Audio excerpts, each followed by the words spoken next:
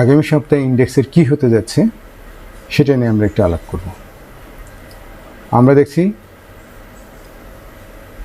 26, 25, 24, 23 টানা 4 দিনের ইন্ডেক্সের একটা মুভমেন্ট দেখতে পাচ্ছি এবং এই 4 দিনের প্রতিদিন ক্রমান্বয়ে আস্তে আস্তে ভলিউমটাও বাড়ছে।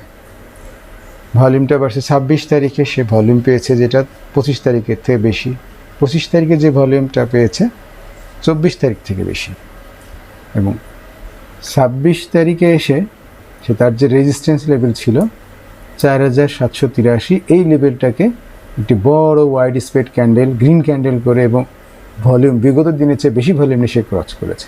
প্রত্যেকটা রেজিস্ট্যান্স লেভেল যখন সে ব্রেক করার সময় সে এইভাবে একটা স্টকও বিগত দিনের ভলিউম থেকে বেশি নিয়ে সে উপরে ওঠে এবং ওয়াইড স্প্রেড ক্যান্ডেল করে উপরে ওঠে। ঠিক একইভাবে টিএসসি ইন্ডেক্সও সেই কাজ করেছে। 4783 থেকে ক্রস করে সে 4832 এসে পৌঁছেছে লাস্ট ওয়ার্কিং ডেতে, এবং রেজিস্ট্যান্স লেভেল ক্রস করার পরে ম্যাক্সিমাম ক্ষেত্রে অলমোস্ট 90% ক্ষেত্রেই প্রতিটা স্টক বা ইন্ডেক্স রিটেস্ট করতে আসে তার রেজিস্ট্যান্সটাকে সে যদি রিটেস্ট করতে আসে এবং সেইটাকে যদি সাপোর্ট হিসাবে করে সে যদি উপরে ওঠে তাহলে আমাদের জন্য খুবই মঙ্গলকর এবং শুভকামনা হবে। আমরা আশা করছি আগামীকাল বা তার পরের দিন হলো একটু রিটেস্ট করে এই লেভেলের উপরে ক্লোজ হয়ে সে উঠে যাবে। উঠে গেলে সে উপরের দিকে যেতে থাকবে এবং সেটা অনেকটা গতি নিয়ে তীব্র গতিতে সে সামনের দিকে এগোতে থাকলে সে কোথায় যাবে? তার পরবর্তী রিসেন্ট 4898, অবশ্যই সে 4832 থেকে 4898 পয়েন্ট ক্রস করে চলে যাবে। যদি সে এখানে রেজিস্ট্যান্স লেভেলটাকে সাপোর্ট করে সে যদি উপরে উঠে যায় তাহলে আমরা অবশ্যই আশা করব 4944 পয়েন্টে কাছাকাছি চলে আসবে। আচ্ছা, 4944 পয়েন্টে আসার পরে কি ঘটবে? এখানে এসে যদি সে এই রেজিস্ট্যান্সটাকে যদি সাপোর্ট করে সে উপরে উঠে যায় তাহলে সে কত দূর যাবে?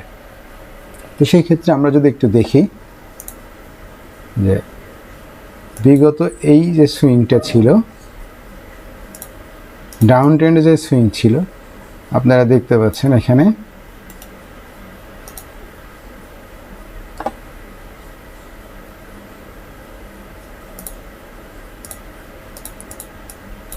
সে 61.8% যেটা সেই পয়েন্টে এসেই নিচের দিকে চলে এসছে, মানে গোল্ডেন রেশিওটাকে সে অনার করে সে নিচে আসছে।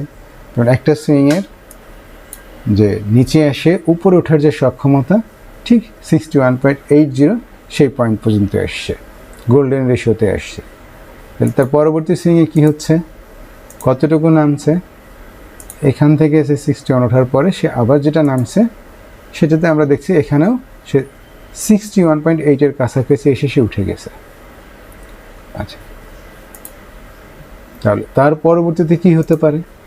যদি কখনো একটা সুইং এভাবে নেমে 61.8% উঠে যদি আবার 61-এর কাছাকাছি সে ঘুরে যায় তাহলে সেক্ষেত্রে আমরা অবশ্যই প্রেডিক্ট করতে পারি এর পরবর্তী যে ইনক্রিমেন্টটা হবে বা ইন্ডেক্স বা প্রাইসটা যেটা মুভমেন্ট করবে সেটা 161 পয়েন্টের মধ্যে যেতে পারে। তাহলে আমরা এখানে থেকে যদি আমরা ফিবো ধরি তাহলে আমরা দেখতে পাবো কি যে এই পয়েন্টে 161, তার মানে 4898 পয়েন্ট পর্যন্ত এই মুহূর্তে আমরা এক্সপেক্ট করতে পারি। আচ্ছা, তাহলে এটা হচ্ছে 161.8। আচ্ছা, 4098 পয়েন্টে আসার পরে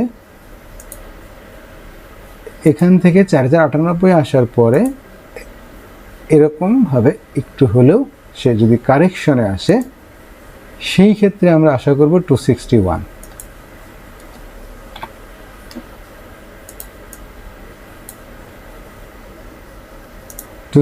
আমাদের কত আসে? সেই ক্ষেত্রে আমরা ইন্ডেক্সের পজিশন দেখতে পাবো 5016 বা 15 পর্যন্ত আমরা আপাতত এক্সপেক্ট করতে পারি, এবং এরপরে সে আবার রিটেস্ট করে এই পয়েন্টে সে ব্যাক করে তার পরবর্তী গন্তব্যের দিকে যাবে।